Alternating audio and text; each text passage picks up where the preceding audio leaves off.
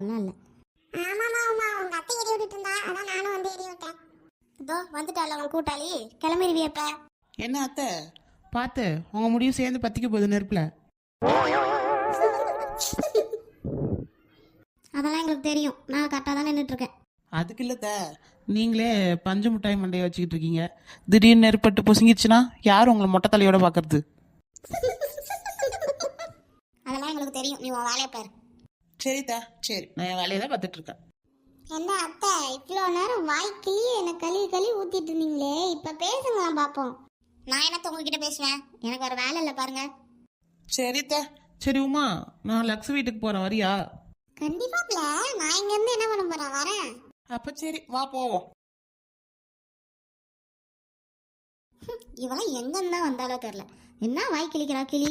சரி விடுமா, விடு, அப்படிதான் தெரியாதா உனக்கு? இல்லத்த, எல்லாமே ஒரு அளவுக்கு